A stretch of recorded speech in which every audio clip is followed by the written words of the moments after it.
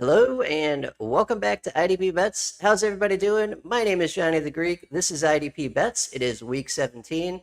Happy holidays and Merry Christmas to all. Hope you guys had a great holiday. This week I am joined by a very special guest. You guys have seen him several times on the show. We love having him. He is at Down with IDP, all one word on Twitter. It is Justin Varnes of fantasypoints.com, their lead IDP analyst. He has a 64% win rate last season and is doing just as well this season. Mr. Varnes, how are you, sir?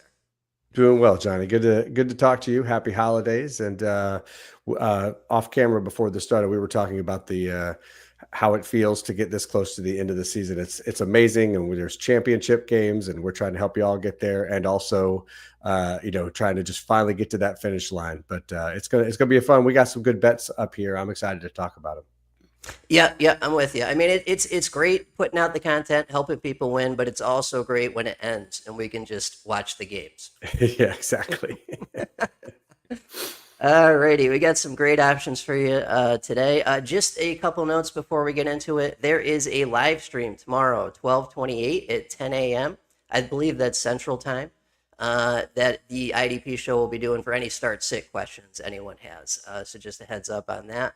And before we get into it, just a reminder, these are not even suggestions. We are just discussing the bets that we'll be making personally. Set a limit and stick to it. For help with problem gambling, please call 1-800-GAMBLER. We went 5-3 last week. We've had just one losing week in the last 7 episodes, so we're on a bit of a heater. And as is tradition, these lines today come from Underdog and Bet365 with a couple Hard Rock bets in there. Those guys usually put out the props first, with DraftKings and FanDuel to follow the morning of each game, with the lines and prices usually close to identical. So that's the housekeeping. Mr. Varnes, take it away. What do you got for your first favorite IDP bet this week? Well, so far, real quick note, I did have some Christmas Day bets that went pretty well. We hit on Will Harris over, Mike Sainrisils over, and Blake Cashman all hit. I mean, that Blake Cashman game was, if you've been riding Cashman all year, you were excited to see him come through. And I think he had 472 tackles in that game. A pretty good game there. I want to talk about the Bills linebackers. I want to start with Terrell Bernard. I found his tackle prop at over 5.5 tackles and assists on Hard Rock Bet. It was pretty close to that on Bet365 as well. But I like this one. I know that the juice is a lot. It's minus 155. But the reason this one is so low, and we're going to talk about this with the next guy as well. The reason this is so low is because the Eagles, which is their matchup, they have been abysmal for getting linebacker tackles. They've been dead last basically almost the entire season. They've had no running game at all, and it's just absolutely crushed all of our linebackers who faced them. So you'd be looking at that line, and I'm sure this is how the bettors did it. They looked at that line, or they looked at that potential output and said, this is just horrendous. What I think that they missed, and this will be the case the other one as well, because obviously 5.5 tackles for essentially an every down linebacker is an incredibly low number, but that's what the Eagles have been doing, except for the last 3 weeks. So in the last 3 weeks, the Eagles finally have their running game going. The last 3 games, Saquon Barkley has 21 or more rushing attempts in each of those games. He's crossed 100 yards in 2 of those 3 games and scored a rushing touchdown in all 3 of them. Before that, he had only crossed the century mark 1 time in the previous 11 games, and he fell short of 20 carries in 9 of those 11 games. They just could not get the running game going, was part of the reason why they've been, why a lot of pundits were staring at them going, well, I know they have a decent record, but they clearly aren't playing well. Well, something's happened, and they finally seem to have gotten that fixed. They still are dead last in tackles, given created to linebackers. They were more around like 12 tackles a game for linebackers. Now I think it's up to 13 tackles a game. But over the last 3 weeks, they've had 19.7 tackles per game. So they've fix this basically just in time for the fantasy playoffs. And that puts them, 19.7, that puts them in the top 10 for creating linebacker tackles. So we really like Bernard in this one. This is just based simply on volume. We think the Eagles have figured out their run game, and that's going to benefit. So even though the juice is high, just 6 tackles for a nearly every down linebacker in a good matchup should be a fairly easy one to cross over. Yeah, I'm with you on this completely. Would you say 19.7 was it? Yeah, last week.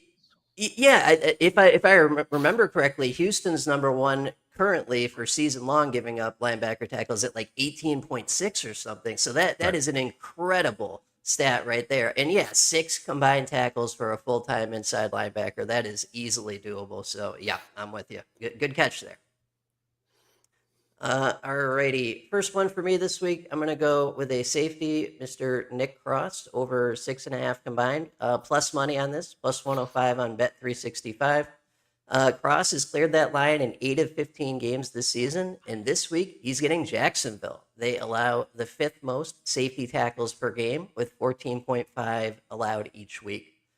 Cross is obviously a full-time starting safety, and his utilization is excellent. Last week, he only played 13% of his snaps as a deep safety, with the rest, including a whopping 70% in the box and another 12% in the slot, for his snaps last week. And that's been par for the course this entire season. So fantastic utilization and playing time, and a great setup against the Jacksonville team that allows a lot of safety tackles. Beyond that, Jacksonville is now the 7th best team in the league for offensive time of possession, at about 31 minutes and change per game, while Indy has fallen drastically to 22nd overall for this ranking at just about 29 minutes per game. With Old Man Rivers under center, we're probably going to see more of the same as what we've been seeing against a stout Jacksonville defense. And offensively, the Jaguars have scored 34, 48, and 36 points the last 3 games. So we've got a red-hot Jacksonville offense and a defense that's playing lights out against a 45-year-old backup quarterback. So I think it's going to be a long day at the office for Nick Cross. What do you think about that one? Well, I hate to correct one of my colleagues here, but I think you said red hot Jacksonville offense, and I'm sure that's not right. I mean, we're talking about the Jacksonville Jaguars. It really is the case. And this, we finally seen Trevor Lawrence kind of settle in. Seems like he's had a different offensive coordinator, head coach every year, poor guy. And even though he's got a new system this year, he definitely seems to have settled in, particularly over the last month and a half. And I agree. Seeing Rivers out there it's an inspiring story, but if you just look carefully at the data, if you look at the numbers, you will see a pretty lopsided game in terms of time of possession and plays run. And I think that just falls right into Nick Cross's lap. You talk about how good they are with safeties. A little bit later in the episode, I'm going to talk about one of the detriments to the Colts defense that this matchup is actually going to expose. But yeah, love Nick Cross. I mean, he's been great for us all year. Like you mentioned, the alignment, which, as you know, somebody who has been doing the nickel report for the IDP show, that's incredibly important. If we, it's basically. This is all basically just a poker game, right? You want to put out a player who just has the best chance. There's nothing, you can't suit up for them and play them. Thank goodness I can't suit up and play for them, because that would not go well unless you wanted to take the under. Cross has a great setup. Everything is look good for him. 6.5 may seem like a little bit of a scary number for a safety if you've been betting for a while, but nowadays a lot of these safeties are clearing 8 to 10 tackles. Are basically linebackers, and Cross has that setup this week. Yep. A lot of good factors. All righty. What are you thinking for number 2? So this one will be fairly short because it's a lot of the same information, and that is Terrell Bernard's linebacker mate, Matt Milano. He's obviously been injured a zillion times, but he's worked his way back up into essentially a full-time role there next to Bernard. Over the last 2 games, he's got 20 tackles. He's been getting into the backfield a little bit more. And although usually when we get some of those defensive line snaps for an off-ball linebacker, that hurts their overall tackle percentage. However, Milano's been hanging out there pretty well, and again, he has the same line, but better juice. He has over 5.5 tackles and assists, only -110. And I found this on Hard Rock Bet, and as you said earlier, Johnny, Bet 365 will have this pretty close. And check carefully if this number stays at 5.5.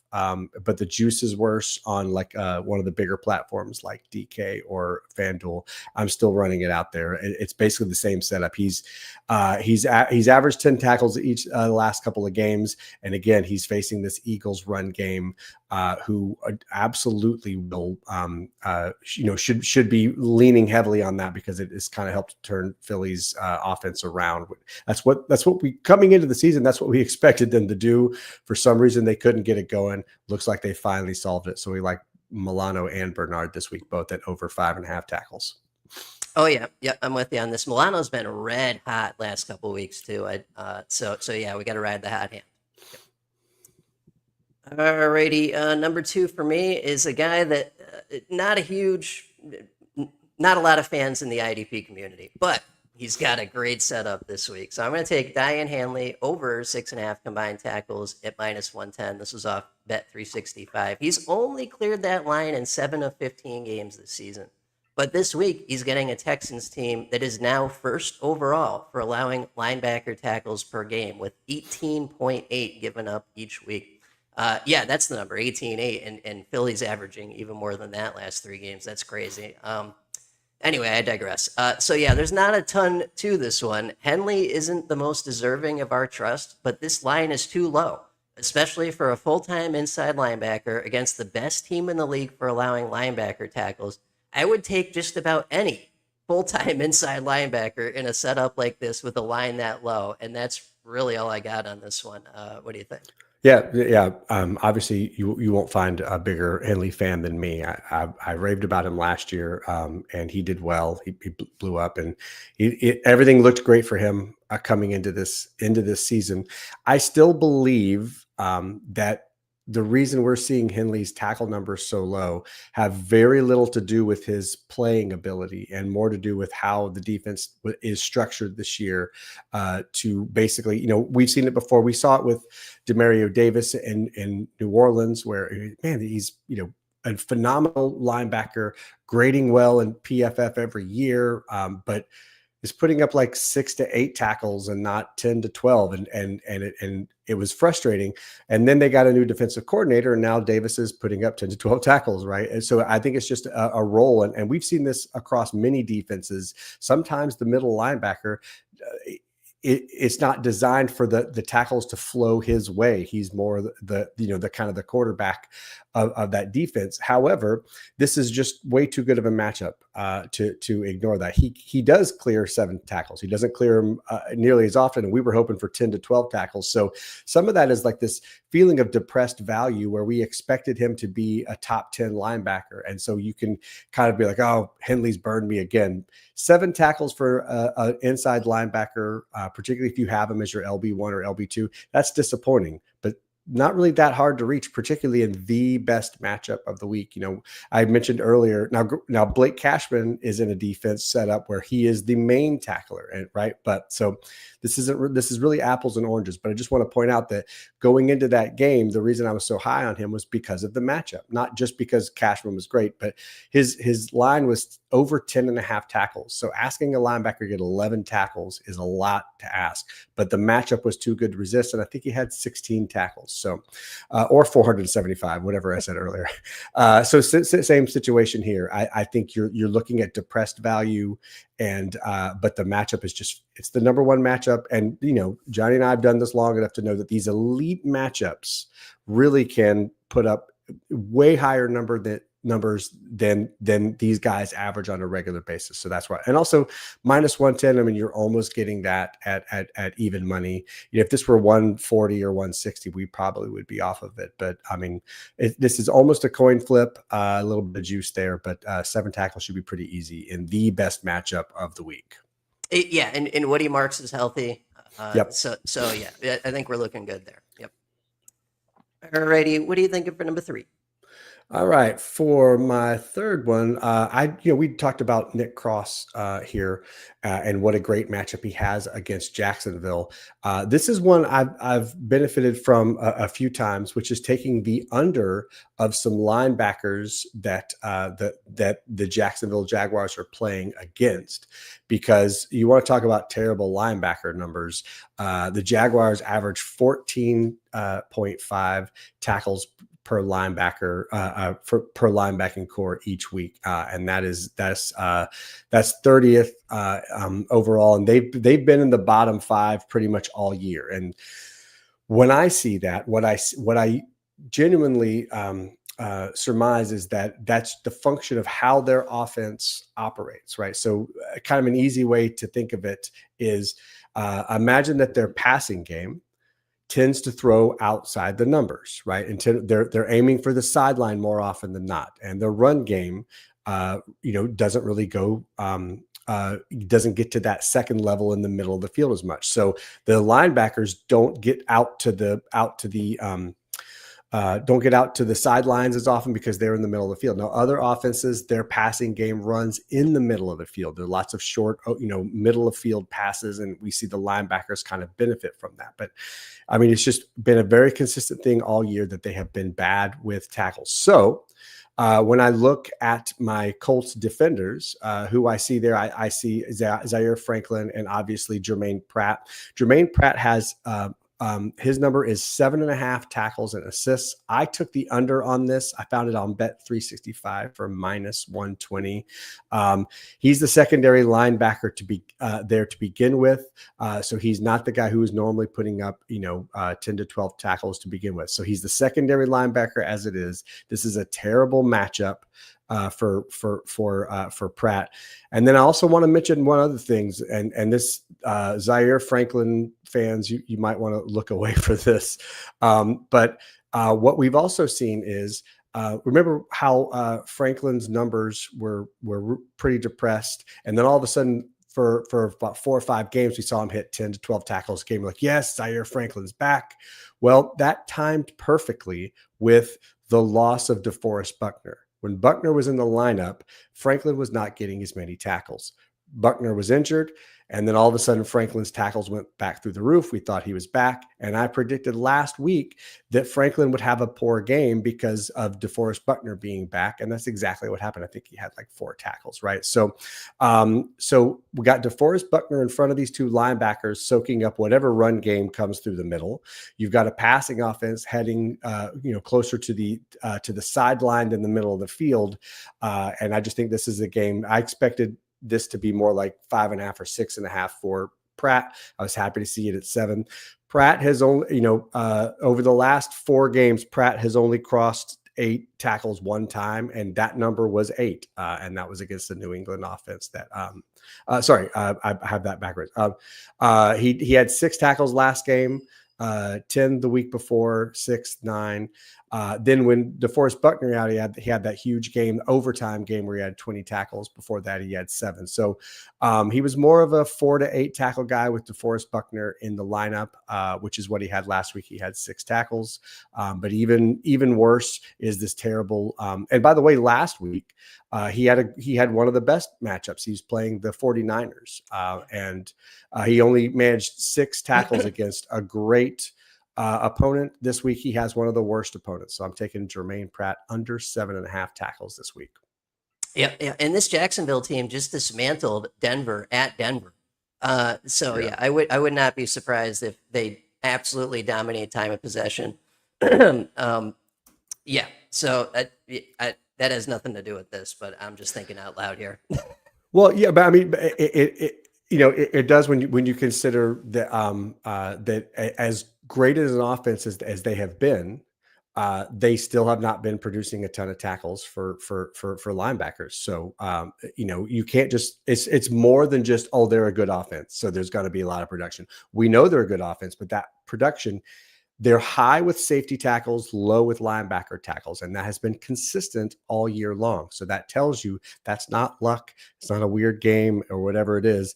It has a lot to do. And also, that also usually means, because certain teams have, as we were saying earlier, certain teams are set up to have the safeties get more of the tackles than the linebackers. Other teams have more linebacker tackles than the safeties. But none of that has changed the fact that Jacksonville can't get tackles to linebackers. So they kind of override all that, and they have all year. So we want to keep rolling with that this week. Yeah, and that's just my brain going to default over mode. I always think that way. But no, I'm with you on this. We've seen these trends for like 17 or 16 weeks now. So, there's something to that. Absolutely. Yeah. Speaking of safeties and safety tackles, I think you got a pretty good one next. That's plus money. I was jealous when I saw that one pop up. Yeah. Excuse me. Okay. All right. My next one is okay. So I like this situation a lot. Kevin Byard was the only guy available at the time of reporting, but if Brisker comes out for this, I like him a little bit better due to his utilization and where he plays each week. But this setup is great. And right now, our only option is Kevin Byard over 6.5 combined at plus 115 on Bet365. He's cleared that line in just 4 games this season, but he's also done it in 2 of the last 3 weeks. So he's on a little bit of a heater.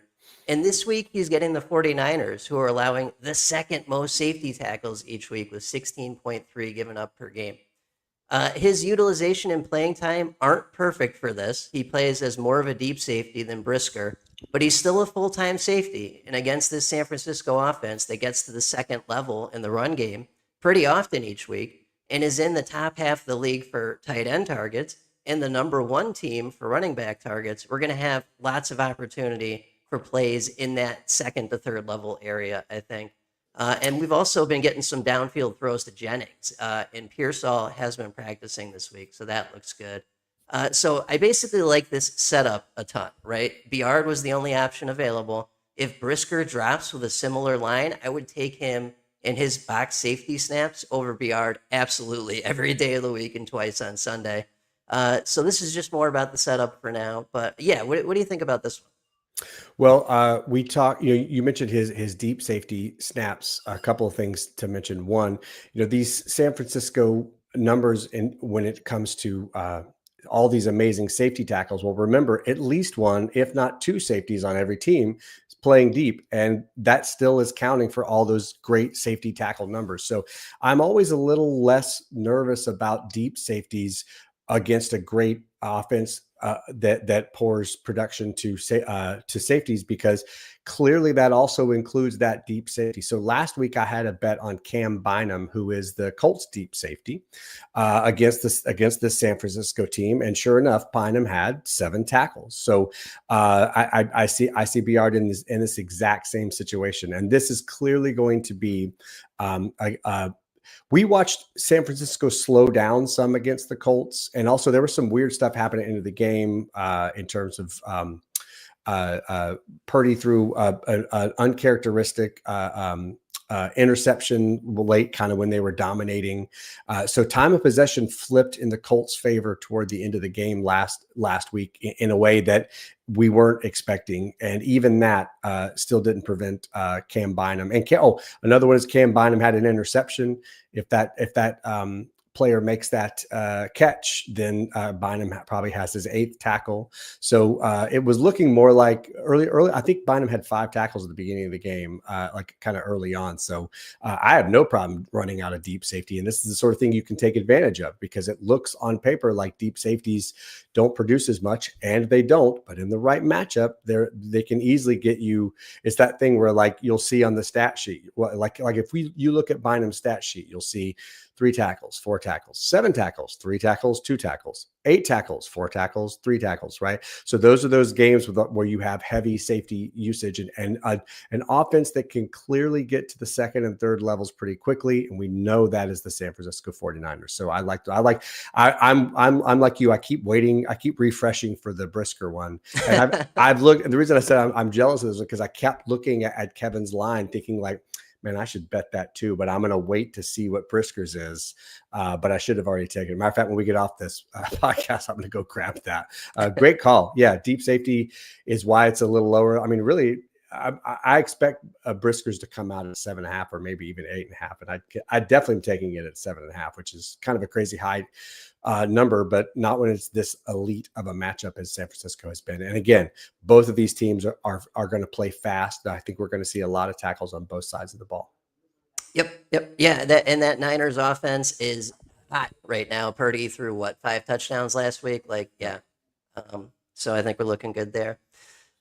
Okay, that takes us to bonus bets. What do you got for a bonus bet this week? Well, my bonus bet will be today's game. This Houston Chargers game. I think we talked a lot about what the Houston offense can do for the Chargers. The other way around, actually, I like as well. I like the Chargers, their matchup against Azeez Al-Shaair for the Houston Texans. Right now, that number is over 7.5 tackles at -120. I found that on Hard Rock Bet. I like this one a lot, actually. I think the Chargers, particularly, this is another thing we're trying to exploit in that. Now that Mario Hampton is back for the Chargers, we knew early in the season, and we've known that for many years about Harbaugh offenses. They want to run the ball, and they did run the ball, and then they got beat up. Physically, Hampton was out. Hampton's been back, and we've seen the Chargers run the ball more and play a little bit more over the middle of the field. The Chargers average 17.3 tackles per game to opposing linebackers. That's tied for 6th most. Over the last 3 weeks, that number's bumped up a little bit to 17.7. So if you take AAS, as I like to call him, put him in the middle of the field for 100% of the snaps. If he gets half of those, he's easily clearing this line. So I like this one. Now, he's been banged up recently, and I think maybe that's why this came out at 7.5 and not 8.5. If they didn't look carefully as to why he was missing snaps, but he's back this week.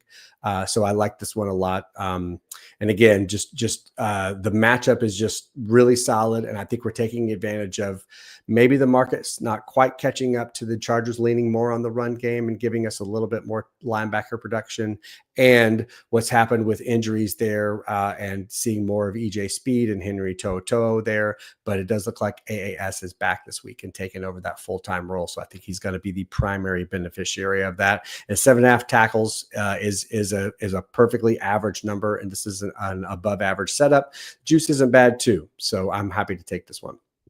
Yep, I'm with you on this. And the Chargers should run this week with that banged up offensive line against that incredible Houston pass rush that is just going to terrorize Herbert all day long. I think they'll lean into the run game a little bit as well. Yep. Alrighty, bonus for me is going to be Mr. Nick Emmanwori over 5.5 combined. The juice stinks on this, and that's because it's very likely to happen. Over -155 on Bet365. So Emmanwori has cleared that line in 7 of 12 games this season, and this week he's getting Carolina. They allow the 9th most safety tackles each week and the 12th most cornerback tackles each week, and that's important because Emmanwori is a little bit of both. He's like a hybrid safety corner, so he's set up well across the board in terms of matchup. Speaking of snaps and roles, Emmanwori is a mostly full-time safety type player who lines up in the box, slot, or defensive line for all of his snaps each week. No wide corner, no deep safety. Everything is in the sweet spot every week. And even without decent rankings for tackles from Carolina in a setup like this, with a player like Emmanwori, with the utilization he has each week, and this number just being so low, he just needs 6 combined tackles. I would take that. Against almost any team in the league that can produce a decent amount of offense, and Carolina is certainly capable of that. Just too low a number for too good a player with too good utilization. What do you think about that one? Yeah, I like this one a lot. I had he's on my overall list as well. I've taken him. I also taken Julian Love a little bit, who's at 4.5 tackles. Love is back to being, he's healthy and back to being a full-time player as well. One of the reasons I really like this one is I think a couple of things have happened here. One, I expected this number to come out at 6.5. I was happy to see it come out at 5.5. Emmanwori missed a few snaps last week, and he only played 80% of the snaps. And there was a question about whether or not he was like losing a little playing time because Julian Love is back. But it turns out he did get banged up a little bit. It wasn't highly publicized, but he came out a few times. Just to get a little bit of rest due to an injury. So I think he's going to be a full-time player this week. So there's that. But also the Panthers play over 65% of the time in 11 personnel. So that should stick Emmanwori in the slot a good amount of this game. So he's got the slot tackle, the slot targets coming his way, but also that means he's going to be up within that box role for any running plays, and he's obviously a very effective tackler, and he's good at reading offenses. So when we get him around the line of scrimmage, we should see a good amount of slot targets heading his way, and he's going to be busier in the run game. No chance of him playing deep. And Carolina's offense is obviously not great, and they're not great at getting it to that third level. So, we've seen some decent numbers from them for safety tackles, but I think they're averaging 12 tackles a game for cornerbacks. So he's essentially a slot corner / box safety in this game. And I think between the two of those, for him to get his average number of tackles or below average number of tackles at over 5.5 is a pretty safe bet. Yeah, I'm with you. And Kobe Bryant is going to be out this week, so right. the Julian Love stuff I'm less worried about too. You know what I mean? Like there will be a role available for one of those guys for sure. Yeah. Alrighty, good stuff. Yep, we did have one comment asking about some start sit stuff. Just a reminder, we have a live show for that tomorrow, 12/28. Sunday at 10 a.m. Central Time. Make sure you guys tune in for that for all your start sit questions. But yeah, that is it for us. Mr. Varnes, thank you so much as always, my man. Where can the people find you? What did you work on this season? Because we're pretty much done with the season. Are you doing anything the off season? Any announcements for the crowd? Nothing really this off season except going back and studying more. I've been doing the nickel report for the IDP show, and kind of my primary focus this year beyond bets was trying to understand as much as possible how each team uses their defensive backs in nickel roles and kind of alignments. And I got a good amount of data built up that I have not had a chance to fully go through. I went through enough to know, these to define these kind of like unicorn players, right? Shamari Connor was one of them. He had a great game to close out the championship season.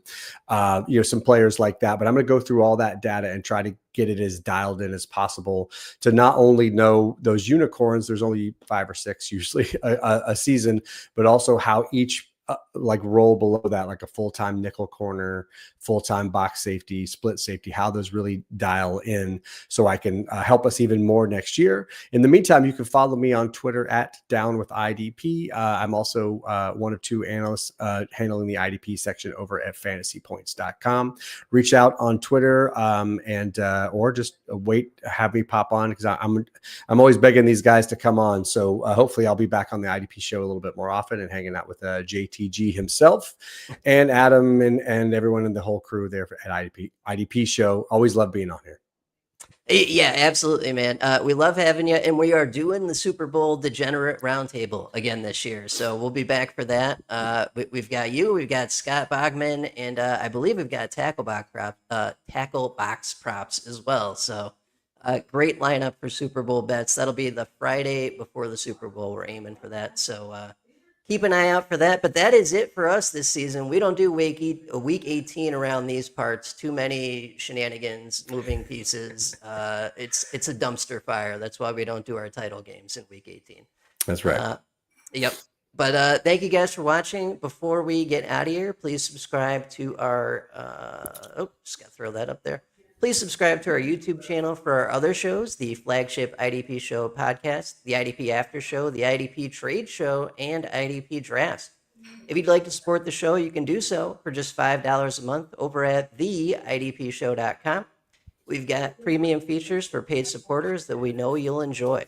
Follow us on Twitter at the IDP Show, all one word. Thank you for listening. Good luck in all your title games, everyone. Merry Christmas, happy holidays, and we'll catch you guys for the Super Bowl. Take care. Bye-bye.